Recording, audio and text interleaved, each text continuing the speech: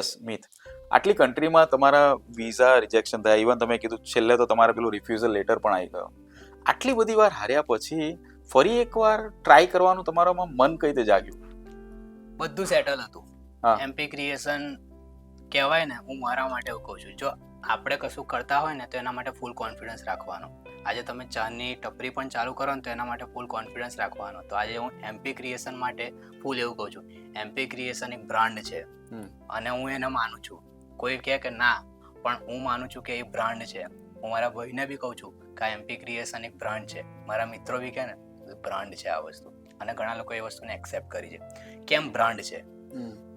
ઘણી સ્કૂલો કહેવાય, 17 કે 16 સ્કૂલોના આઈ કાર્ડ બનાવવા. ઓકે. અને મને પ્રોફિટ મળે છે અહીં અંદર. પછી મારી જોડે ભાઈકાકા યુનિવર્સિટી, મેડિકલ, કરમસદ, એ આખા એનું વેન્ડર જે કહી શકાય કોર્પોરેટનું, એ હું હેન્ડલ કરું છું. એમના બધા જ આખી યુનિવર્સિટીના આઈડી કાર્ડ મારી જોડે છે. ઓકે. ઇવન્સ એમના કોર્પોરેટ, એમના જે ઇવેન્ટ્સ થાય, હું અત્યાર સુધી 5 બોટલ પર નામ લખીને આપું, 10 ડાયરી બનાવતો હતો. જ્યારે ભાઈકાકા યુનિવર્સિટી સાથે જોડાયો ત્યારે બસ પહેલો જ ઓર્ડર મારો 200 વુડન બોટલનો હતો. અને પછી 400 ટેબલ ટોપનો ઓર્ડર હતો, અને 500 બેગ. ઇવન કહેવાય ને કે અત્યારે જ 2 દિવસ પહેલા 500 નાના કહેવાય પાઉચ, એનો ઓર્ડર કમ્પ્લીટ. બધું કસ્ટમાઇઝ છે, કશું જ એવું નથી કે માર્કેટમાંથી મળે છે ને હું પ્રિન્ટ કરી રહ્યો છું. બધું જ કસ્ટમાઇઝ બનાવવામાં આવે છે. અને એ વસ્તુ એટલે કહેવાય ને એમપી ક્રિએશન ફૂલ્લી સેટલ હતું. લાસ્ટ યર આજ સપ્ટેમ્બરને કહી શકીએ આપણે, ઓગસ્ટ સપ્ટેમ્બરના એની અંદર જ મેં ઘર બાય કર્યું છે. અને મેં ના કહી શકાય, મારા પરિવારે કહેવાય કે 18-19 વર્ષથી ઘર હતું, ગામમાં ઘર છે, બટ અમારી જોડે ઘર નહોતું. પોતાનું કહેવાય ને કે પોતાનું ઘર. ગામ કયું તમારું? ગામ પાડવાણિયા, ઉમરેઠ પાડવાણિયા. ઓકે. યસ. હવે ચાવડાપુરામાં 2007 થી અમે આવ્યા. પહેલા હલોલ રહેતા હતા અને પછી ચાવડાપુરા આવ્યા. એ સમયમાં હું 4થા ધોરણમાં હઈશ. અને એ સમયથી લઈને 2024 ત્યાં સુધી અમે વચ્ચે 7 વર્ષ મારા ફુવાની જીઈબીમાં જોબ હતી. એટલા માટે કહી શકાય કે એમનું જે ઘર હતું એટલે વચ્ચે 7 કે 6 વર્ષ સમથિંગ અમને ફ્રી ઓફ કોસ્ટ કહી શકાય રહ્યા. બટ પછી અમે જે બીજા જે વર્ષ કહેવાય 2015 પછી એટલે 9 વર્ષ ભાડે જ રહ્યા. ફરતા જ રહ્યા. ઘણા ઘરની બી ઘણી સ્ટોરી કહી શકાય છે, બટ ભાડે હતા. એટલે મને થયું કે ના, ઘર હોવું જોઈએ. અને મને કોન્ફિડન્સ હતો એમપી ક્રિએશનના લીધે કે હું કરી શકીશ. જે બી હપ્તો આવશે હું ભરી લઈશ. અને મમ્મીની મેડિકલમાં job, not much salary, but મમ્મીની જોબ હતી. પપ્પાની જોબ બંધ થાય ચાલુ થાય, પપ્પાની એજ 57, એટલે કોઈ એકદમ લે નહીં પપ્પાને, એટલે ફેમિલીમાં બહુ સ્ટ્રગલ હતી એ રીતે. બટ પ્રભુનો આભાર અને એક વ્યક્તિનો આભાર કહી શકાય, જે વ્યક્તિનું નામ છે સ્ટીવન સર. ઓકે. હું ઘર માટે ફરી રહ્યો હતો. મેં એક જગ્યાએ ઘર બી નક્કી કરી દીધું હતું મેરીલેન્ડની અંદર. અને સરનો કોલ આવે છે સાંજે 8 વાગે, મિત તને જૂનું ઘર ના ચાલે? મેં કીધું સર મારે નવા કે જૂનાથી, મારે ખાલી ઘરથી મતલબ હતો. તમે જો તો કે તારે મારું ઘર ના ચાલે. અને એમણે મને બહુ સારી એવી કિંમતની અંદર મને એમણે ઘર આપ્યું. અને બધું જ મારા એક મિત્ર, મારા કહેવાય ને કે જો હું પ્રભુ સાથે અને ચર્ચ સાથે જોડાયેલો છું ને, તો ઘણા મિત્રો મારા જીવનમાં, અને જેટલા મિત્રો છે ને બધા કંઈક ના કંઈક રીતે કામમાં આવ્યા છે.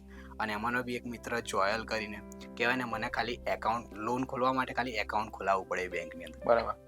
એ બેંકનું એકાઉન્ટ એ વ્યક્તિ મારા ઘરે આવીને ખોલી ગયો રાત્રે 9 વાગે, અમારા બધા જ પરિવારનું. કેમ કે બધા જ પરિવારમાં કહેવાય ને, પપ્પા છૂટક કામ, મમ્મી જોબ પર, એટલે કોઈ એકદમ ભેગું ના થઈ શકે. તો ઘરે આવીને એકાઉન્ટ ઓપન કર્યું બેંકનું, અને લોન પાસ થઈ ગઈ. અને લાસ્ટ યર મારો બિઝનેસ મમ્મીનું એવું કરીને, અમારા બેવને રીતે કમ્બાઈન કરીને લોન પાસ થઈ ગઈ અને ઘર મળી ગયું. ઓકે. અને લાસ્ટ યર મારું ઘર થયું. હવે હું સેટલ જ છું. હપ્તો ભરાઈ જાય છે, મહિનાનો હપ્તો આવે છે, બધું જ સરસ થાય છે. સમહાવ આઈ ડોન્ટ નો, માર્ચની 15 તારીખ બધું સરસ છે, મજા આવે છે કામ કરવાની. અને કહેવાય પ્રોફિટ બી સરસ. ભાઈકાકા યુનિવર્સિટી હજુ તો કહેવાય કે હજુ આટલા એન પર જ છું, એટલે હજુ તો આગળ ઘણું બધું મળવાનું છે. હા, પણ યુકે ઘણા મિત્રો જઈ રહ્યા હતા. એક મિત્ર સાથે વાત કરી, યુકે જવાય? આવી જા ને મિત. પણ મેં કીધું ખર્ચો, હું ફરતો હતો બજેટમાં, મારા 5-6 લાખના બજેટમાં, એમાં હું પાછો પડી જતો હતો. આગળની મારી જે બધી કન્ટ્રી હતી તો ને એક બાજુ 8-9 લાખ ઘરની લોન ભરવાની. ઘરની લોન ભરવાની છે. પણ પછી થયું અને ચલો ને ટ્રાય તો કરીએ. કીધું 20 લાખ થશે. મેં કીધું શ્યોર. હવે એક એજન્ટ, એમને મેં મેસેજ કર્યો. પહેલાં મેં મારા મિત્રને પૂછ્યું કે હું શું કરું, કયા એજન્ટ પાસે જવું. તેમણે કીધું આ એજન્ટ નહીં, આ એજન્ટ પાસે જા. બરાબર. પછી હું પહોંચી ગયો, મેસેજ કર્યો. એમણે કીધું કે ઓલમોસ્ટ 8-9 લાખમાં યુકે પતી જશે અને જે બીજા થોડાક પૈસા આવશે 4-5 લાખ રૂપિયા, એ તારે પછીથી ભરવાનો. તો હું ઓકે સરસ થઈ જશે. પછી હું ગયો તો જે કોલેજ હતી એ કોલેજ એ મારી ગેપ વધારે પડતી હતી, કેમ કે મેં 2019માં બીએસસી કમ્પ્લીટ કર્યું, 2022માં બીએડ કમ્પ્લીટ કર્યું અને બીએડ પર બહાર જોબ બહાર એકદમ ના મળે, કેમ બીએડ મારું ગુજરાતી મીડિયમમાં હતું. એટલે ગેપ કહેવાય મારી 2019થી 2025ની. તો એ કોલેજે 2022 સુધીના સ્ટુડન્ટ એક્સેપ્ટ કરતી હતી. બટ ચાલુ થઈ જાય કે તમારે ઓલમોસ્ટ ખર્ચો 17-18 લાખ રૂપિયા તો થશે. Education loan.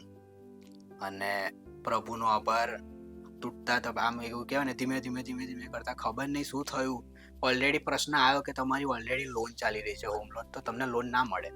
બટ ખબર નહીં શું ચમત્કાર, શું કેવી રીતે બધા ડોક્યુમેન્ટ, કે મારા જો ડોક્યુમેન્ટ્સ માંગ્યા, મેં બધા ડોક્યુમેન્ટ્સ આપ્યા. હું મારા મારો બિઝનેસ ત્યારે ના બતાવી શકાય એની અંદર, કેમ કે હું પોતે સ્ટુડન્ટ તરીકે જઈ રહ્યો છું એટલા માટે. એટલે મારા મમ્મીનું જ રહે અને મારા પપ્પા એઝ અ વર્કર છે, એવી રીતે કરીને પપ્પા અને મમ્મી પર કરીને વિધાઉટ મોર્ગેજ મારા ઘરને કંઈ જ ગીરવી મૂક્યા વગર, કશા જ એના વગર મારી લોન થઈ ગઈ, એજ્યુકેશન લોન. અને એ લોન 32 લાખ રૂપિયાની એમણે પાસ કરી હતી. અને એ એક મોનોપોલી હોય છે કે વધારે કરે એટલે એમને કમિશન જ મળે. બટ મારે જે જરૂર હતી 20 લાખની, બટ એમણે કીધું ના તમારે 25 લાખ જોઈશું, કેમ કે સ્ટુડન્ટ ત્યાં જાય છે એટલે એમના ખર્ચા માટે અમારે વધારે આપવા જ પડે. લોન થઈ ગઈ. હવે લોન થઈ ગઈ એટલે પછી મેં કીધું, મેં પહેલાં યુકે માટે વિચારી નહોતું દીધું કે મારે યુકેનું કરવું જ છે. બટ કોઈ બી એક કોલેજમાંથી યુકેમાંથી ઓફર લેટર મંગાવીને મેં કીધું લોન પાસ થાય છે કે નહીં, પછી હું વિચારીશ કે હું યુકે જઈશ. મેં સપના જ બી નથી જોયા કે હું યુકે જવાનો છું એમ. અને લોન પાસ થઈ ગઈ. અને ત્યારબાદ મને એક કોલ આવે છે અમિતાભ સરનો. એ આણંદ હાઈસ્કૂલના પ્રિન્સિપાલ હતા, હાલ નોલેજમાં છે. અને બીજો એક કોલ આવે છે જોયલભાઈ. જોયલભાઈ કોણ? તો એક અપૂર્વ ક્રિશ્ચન, મેં નામ કીધું હતું શરૂઆતમાં, જેણે મને મોબાઈલ આપવા માટે 8,000 મોબાઈલ, એમના મોટા ભાઈ જોયલભાઈ. એ એમની ફેમિલી સાથે યુકેમાં છે અત્યારે, માન્ચેસ્ટરમાં. હવે એમણે મને કીધું તું એ એજન્ટનું નામ મારે બોલવું જ જોઈએ, ફ્રેની ફ્રેન્ક. હવે મને કીધું ત્યાં મળવા જા. સારું, વાંધો નહીં. તો હું ત્યાં પહોંચી ગયો, ફ્રેની ફ્રેન્ક, જે એમનું ઓવરસીઝનું નામ આઈ ફ્યુચર ઓવરસીઝ જે આણંદમાં જ છે. તો હું પહોંચી ગયો અને મેં પૂછ્યું, મેં કીધું મેડમ મારે યુકેનું કરવું છે. હવે મેડમ છે ને, એમણે મને નાનપણથી મોટો થતા જોયો છે. એ ચાવડાપુરાના જ છે અને આદ્ય સકરાતમાં જ રહેતા હતા. એટલે હું નાનો હતો પહેલાથી ઓળખતા હતા. એટલે પહેલું તો ખુશ થઈ ગયા મને જોઈને. ઘણા સમય પછી મને જોયો, મિતને જોઈને એવું બધું બહુ આનંદ થયો એમને, એવું બધું. પછી મને કે યુકે, તો ખુશ થઈ ગયા કે યુકે જવું છે તારે. મેં કીધું મારું લોનનું કામ બી ઓલમોસ્ટ પતી ગયું છે, ખાલી અપ્રુવલ બાકી છે ખાલી. તો કે શું વાત કરે છે, એટલે ઓલમોસ્ટ પતી ગયું છે. મેં કીધું યસ. તો એમણે મને મારા પાસ્ટ એજન્ટે જે યુનિવર્સિટી કીધી હતી એનાથી બી સારી લો બજેટમાં, જો હું પેલી શરૂઆતવાળી યુનિવર્સિટીમાં ગયો હોત તો મારો ખર્ચો વધારે થતો. બટ એમણે એનાથી બી ઓછી અને વેલ રેપ્યુટેડ યુનિવર્સિટી કહી શકાય છે, રેવન્સબર્ન યુનિવર્સિટીની અંદર એમણે કીધું કે તારું અહીંયા કરી આપ્યું. હવે સાંભળજો, એ વ્યક્તિએ જે શબ્દો બોલ્યા અને એ જે રૂપિયા જે બોલ્યા, એ બહુ એ વ્યક્તિ, આ એક નવી વ્યક્તિ મારા જીવનમાં. પહેલી જ મુલાકાત છે, ટેબલ પર બેઠો છું. મિત, તારી ફીસ છે ને 14,500 પાઉન્ડ આવશે. હવે મને એજન્ટ તરીકે 15% થી 17% ઓર 14% જેટલા સ્ટુડન્ટ એટલા અમને મળે. હવે 14,500નું ઇન્ટુ અત્યારનો ભાવ ચાલે છે 118. ચલો આપણે થોડાક 2-3 મહિના પાછા જતા રહીએ તો 110 રૂપિયા જ કહીએ. પણ જો 110 રૂપિયા બી કરીએ ને તો 15.5-16 લાખ. હવે એના 15% ઓલમોસ્ટ 1,80,000 1,70,000 સમથિંગ કંઈક થઈ શકે છે. બરાબર. એ કમિશન એમને મળે. મિત, એ કમિશન હું તને પાછું આપી દઈશ. એક એજન્ટ એમની ઓફિસ લઈને બેઠો છે, એમનો સ્ટાફ લઈને બેઠો છે, મને એવું કહે કે તારું જે કમિશન આવશે ને એ બધું તારા ગયા પછી અમને એ ઇન્ટેક પતશે એટલે તને મળશે, તો એ બધું તને પાછું કરી દઈશ, કેમ કે હું તને ઓળખું છું, તારી ફેમિલીને ઓળખું છું. એન્ડ બીજું એમણે એવું કીધું કે તારી ફ્લાઇટ ટિકિટ જે છે એ મારા તરફથી રહેશે. એટલે કહેવાય God's delays are not his denials. Yes correct. Yes અને કરેક્ટ. મે બી કદાચ આ વ્યક્તિ તમારા જીવનમાં કરેક્ટ ટાઈમે એક દેવદૂતની જેમ આવી. યસ, કેમ કે જો એ જોયલભાઈ અમિતાભ સરનો કોલ ના આવ્યો હોત તો હું કદાચ મેડમ જોડે ના જતો. અને મેડમે જે વસ્તુ મને કીધી કે તને વસ્તુ, અને બહુ ઇઝી પ્રોસેસ રહી, કોઈ જ ટેન્શન નહીં મને. હું માર્ચથી લઈને અત્યારે ઓગસ્ટની વાત કરું તો મારી ઇન્ટરવ્યૂ પ્રિપરેશન, હું થ્રુ આઉટ ગુજરાતી મીડિયમ છું, 12મું 3 સુધી મેં ગુજરાતી, ઇવન મેં બીએડ બી ગુજરાતી, અને અત્યારે બોલી બી રહ્યો છું. કેટલું સરસ એવું ગુજરાતી ટોક બી તમે સાંભળ્યા જ છે, ગુજરાતી સરસ. મને ગુજરાતી બોલવું ગમે છે અને હું ગુજરાતી સાથે જ ટેવાયો છું. એટલે ઇંગ્લિશ મારા માટે અઘરું જ હતું બોલવું. અને 2019માં બીએસસી ક્લિયર, એટલે મારા માટે ઇંગ્લિશમાં તરત બોલવું બી અઘરું હતું. બટ એમના સ્ટાફ તરફથી બી જે મને પ્રિપરેશન કરાવવામાં આવી, અને પાછો હું છે ને અત્યારે કદાચ અર્ચન સર કદાચ વિડીયો જોતા હશે ને તો એ તરત બોલશે કે ના આ વસ્તુ બોલ્યો.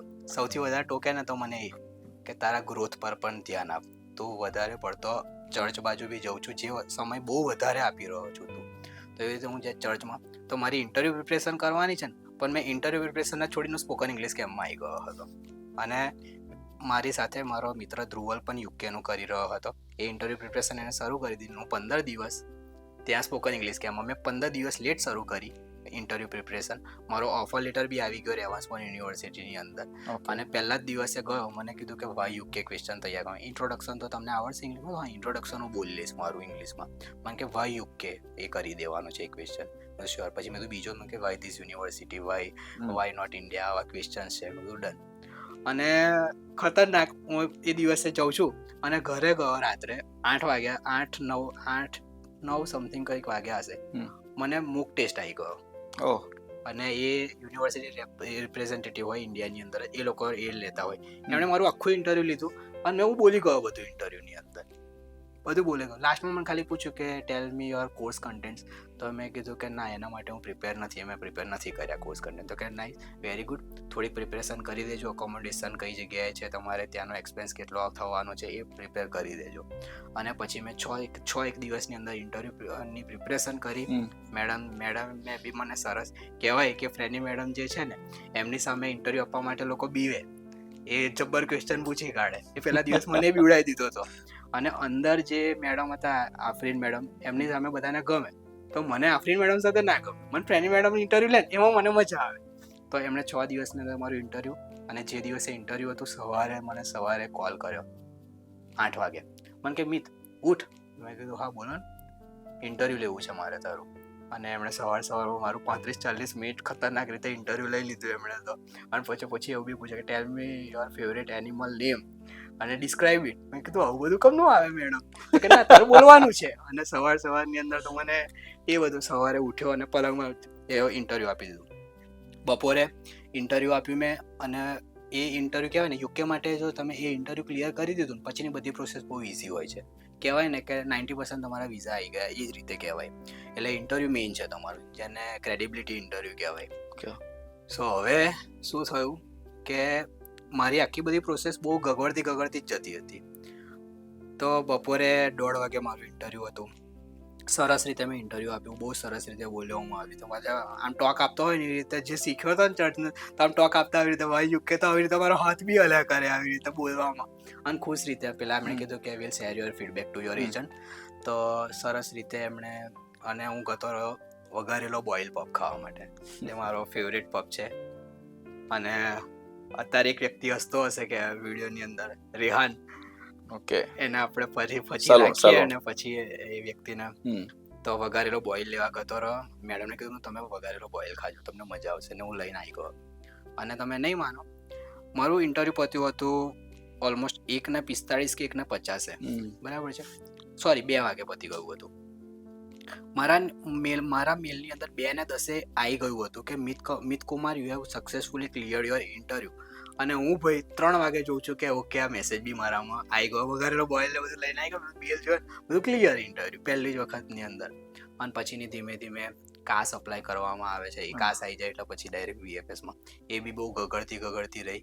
મારો કાસ બહુ કહેવાય ને 2 મહિના કહી શકાય 38-39 દિવસ કે 42 દિવસ સમથિંગ થયા હતા. અને એના પછી મારો કાસ આવ્યો અને કાસ બી રેહાન સાથે હતો. બધું જ અનએક્સપેક્ટેડ જ રહ્યું છે. ઇન્ટરવ્યુ ક્યારે ક્લિયર ખબર નહીં. પછી રેહાન સાથે હું ગયો હતો વડોદરા એના તબલા સરખા કરાવવા માટે. સાંજે અમે લોકો વેજ બંધ થઈ ગયું હતું મારું વચ્ચેના સમયમાં. અમે ઈંડા ખાઈએ ખાલી રેહાન સાથે. રેહાન પોતે વેજ, હું બી વેજ છું, ચાલ આપણે ઈંડા ખાઈએ. ઈંડા ખાતા હતા, એકદમ મારામાં જોયું મેં અને મેં રેહાનને કીધું હતું. રેહાનને બીજા દિવસે અઠવાડિયા પછી જવાનું છે રોમ. તમારી સાથે જ રોમ આવ્યો હતો એ. હવે થાય છે કેવું, રેહાનને આ બધી જ વસ્તુ ખબર. રેહાન એટલે એના જેવો જ બીજો વ્યક્તિ, એટલો જ મસ્તીખોર, એટલો જ ધમાલ્યો, પણ એટલો જ નિર્દોષ, દિલમાં કોઈ કપટ નહીં. યસ. સો હવે રેહાન મને કહે છે, મિત આ વખતે પડી ગયો તો શું કરીશ? અને આ વખતે તો તારો ખર્ચો બી કહેવાય કે ફંડ, જે પેલું ફંડ બતાવવાનું છે એમને મારે ₹1,00,000 એણે મને અમુક હેલ્પ કરી હતી કે મેં લોન છે ને ક્યારે વિઝા આવી જાય ને પછી અમુક અમાઉન્ટ તમારામાં આવે, ફી એ લોકો ભરી દે, પછી અડધા પૈસા. મને કહે કે તારા ₹3.5-4 લાખ જો ના આવ્યો ખાસ તો શું થશે? અગેન એણે મને કીધું થઈ જશે. મેં કીધું આટલું ગગડતા થયું છે ને, આ જ સાચો સમય છે, થઈ જ જશે. અને એ જ વસ્તુની વાત કરતા હતા અને 9:30 વાગે કાસ આવી ગયો અમારો. અને ખુશાલ એવી, ચાલો આપણે સોડા પીવી પડશે. અને ખુશ થઈ ગયા અમે બંને જણા. અને પછી એ જ વ્યક્તિને ખબર હતી કે મિત યુકે માટે કરી રહ્યો છે. ત્યારબાદ મેડમને ખબર છે અને મારા મિત્ર વેલેન્સી. હવે જો કહું તો ખરાબ જ કહેવાય, પણ ના, આમ સારું જ કહેવાય. મારી અડધી પ્રોસેસ કહેવાય ને, ઇન્ટરવ્યુ ને એવું બધું ક્લિયર કરી નાખ્યું. મેં મારા મમ્મી પપ્પાને છે ને મેં એવું કીધું હતું કે આપણા લોનના કાગળિયા છે ઘરના, એની સહીઓ છે, એમ કરીને મેં મારી એજ્યુકેશન લોન બી કરાવી દીધી. મેં મમ્મી પપ્પાને મેં કીધું જ નહીં કે યુકેનું બી હું કરી રહ્યો છું, કેમ કે એમને ટેન્શન વધી જાય છે કે સાલું જો આ વખત પાછો પડ્યો તો શું કરશે. બરાબર. એટલે ઘરે ખબર જ નથી. ઘરે અડધા પ્રોસેસ સુધી મેં કીધું જ નહોતું. અને પછી કાસ આવ્યો ત્યારે મેં મમ્મી પપ્પાને બી કીધું કે આવું થયું. એટલે વેલેન્સી, રેહાન, એજન્ટ આટલા જ લોકો જાણતા હતા. અને સરસ રીતે મને 1 ઓગસ્ટે વીએફએસમાં મને ડેટ બી મળી ગઈ. અને ત્યારે તો રેહાન રોમ પહોંચી ગયો હતો. બાકી રેહાન જ મારી જોડે સહારામાં હોય વીએફએસમાં. માલ્ટા વખતે પણ એ જ હતો. તો સરસ રીતે વીએફએસ જઈ આવ્યો. અને 8મી ઓગસ્ટે એક્ઝેક્ટ કહી શકાય, 8મી ઓગસ્ટ, 8મો મહિનો અને રાતના 8. અને હું મેડમની ઓફિસ પર જ બેઠો હતો. એક સિચ્યુએશન બહુ ખરાબ ચાલી રહી હતી એ સમય, કહેવાય એક સમય દુઃખ. એક વ્યક્તિ ઇન્ટરવ્યૂ આપવા માટે બેઠો હતો, એ બહુ ફ્રસ્ટ્રેટ હતો.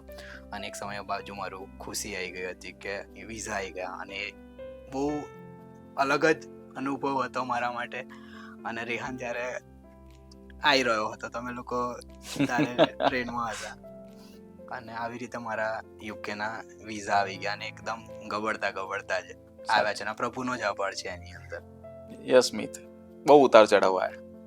મુસાફરી જો યાદ કરું, શરૂઆતથી તમે શરૂઆત કરી કેવી હતી અને અત્યારે, અને હજુ છેલ્લા શ્વાસ સુધી પ્રભુ આપણા જીવનમાં ચોક્કસ કેવી મુસાફરી. પણ એમણે એક વચન આપ્યું છે ને, સ્વર્ગે જતા પહેલા, ખાતરી રાખજો કે હું યુગના અંત સુધી સદા તમારી સાથે છું. અને એ જ ખાતરી એ પ્રભુએ જે આપી હતી ને, એ તમારા ઉતાર ચઢાવમાં તમારી જોડે રહી. જે અલગ અલગ વ્યક્તિઓ આયા, એ જ પ્રભુએ મોકલ્યા હતા ગાર્ડિયન એન્જલ્સની જેમ તમારા જીવનમાં.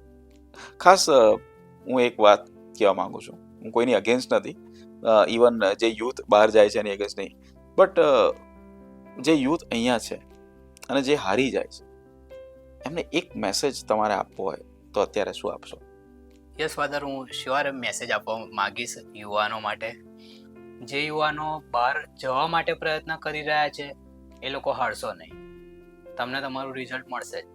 અને જે લોકો અહીંયા છે એ લોકો માટે હું એટલું જ કહેવા માંગુ છું કે પહેલું તો ચર્ચ સાથે જોડાયેલા રહો.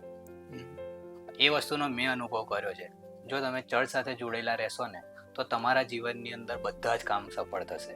આજે કહેવાય ને કે મારા જીવનની અંદર જેટલા વ્યક્તિઓ મળ્યા ને, તમે એક રીતે જોશો ને તો 90% બધા આમ તો 100% જ કહેવાય કે બધા લોકો, ઇવન ફાધર છે, મોટા વ્યક્તિ જે છે, પેરિસ કાઉન્સિલના બી એક વ્યક્તિ છે, દીપક અંકલ છે જેમનું નામ જો રહી ગયું, એવા બી એક વ્યક્તિ છે જેમણે મને એક રીતે સપોર્ટ કર્યો છે, બરાબર છે. યુથ છે, એ બધું જ મને ચર્ચ દ્વારા મળ્યું. તો જો તમે ચર્ચથી દૂર છો તો હું નહીં કહી શકું કે તમે આગળ શું કરી શકશો, પણ જો ચર્ચ સાથે રહેશો તો તમારા જીવનની અંદર બધું જ તમારું સફળ થશે. એન્ડ સી, એ 1 સેકન્ડ તમારા જીવનને નહીં પણ તમારા પરિવારને નીચા કરી દેશે. એ 1 સેકન્ડનું પગલું તમે લોકો ના ભરશો. એનો એક્સપિરિયન્સ મારો પોતાનો છે, મારા ફેમિલીની અંદર છે એ વસ્તુ. એ 1 સેકન્ડની અંદર એ વ્યક્તિએ એ ડિસિઝન લઈ લીધું, પછી એના પછી જે આપણા મમ્મી પપ્પા છે ને એ તૂટી જાય છે સમાજની અંદર.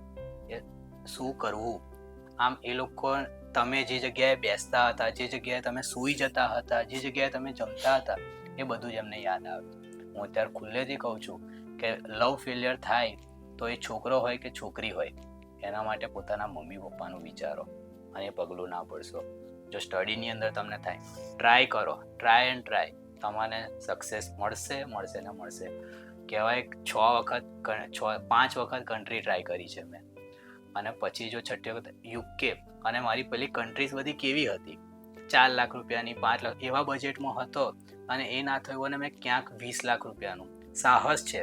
હજુ મારા માટે કહેવાય કે પાછળ ઘરની લોન છે અને જોડે ને જોડે હું આ સાહસ લઈ રહ્યો છું યુકે જવાનું. હું તમને એવું નથી કહેતો કે તમે સાહસ લઈ લો, બટ હારશો નહીં. જો હારી ગયા તો શેતાન એનું કામ આરામથી કરી જશે. ચર્ચથી દૂર ના થશો, પ્રભુથી દૂર ના થશો. થેન્ક યુ મિત. એવું કહેવાય છે ને કે ઉપરવાળો તો દરિયો આપવા મને બેઠો હતો ને હું નાના હાથ સાથે એક ખોબો લઈને બેઠો હતો. હું આ માંગતો હતો આટલું જ, પણ પ્રભુએ તો મને દરિયો આપી દીધો. તો અભિનંદન. Thank you. સંપર્કમાં રહેજો, યસ, બરાબર. ભલે ત્યાં જાઓ, નંબર બદલાય, પણ તમે ના બદલાતા. તમારો સ્વભાવ છે અને બહુ પ્રગતિ કરજો. અને ખાસ કરીને જેટલા લોકો આપણા ત્યાં છે અને ત્યાં આવે છે, એમને ટેકારૂપ બનજો. Thank you. Once again God bless you. Thank you father. Yes, વાલા ધર્મજનો, સાંભળ્યો ને, આ એક આશાના યાત્રી કેટલી વાર હાર્યો પણ ઈસુની જેમ 3 વાર પડ્યા પણ ઊભા થયા, એમ આ પડ્યો પણ ઊભો થયો. આવા તમારે બનવાનું છે. અને મને ખબર નથી પોડકાસ્ટ એટલે શું. આ પોડકાસ્ટ ખબર પડી કે આ પ્રકારે થઈ શકે છે. મારા જીવનમાં ઘણી બાબતો, એ જે પિક્ચરો બનાવ્યા છે, ડોક્યુમેન્ટરી ફિલ્મ્સ છે, સોંગ્સ છે, પિક્ચરાઇઝ થયા છે, એ સ્પોન્ટેનિયસ થયા છે. આજે પણ એ સ્પોન્ટેનિયસ થયા છે. ખાસ અત્યારે હું આભાર માનું છું આ પડદા પાછળ રહેલા 2 વ્યક્તિઓનો, સાયબર છે જે અત્યારે, અને અનુરાગ. અને સાથે સાથે આ જગ્યા જે આપવામાં આવી છે ફ્રેન્ડ મેડમ દ્વારા, અદ્ભુત જગ્યા છે. આ બધાનો દિલથી આભાર. રાહ જોઉં છું બીજા એક આશાના યાત્રી. શું તમે છો? જો હોવ તો ચોક્કસ મારો સંપર્ક સાધજો. ઈસુની જય.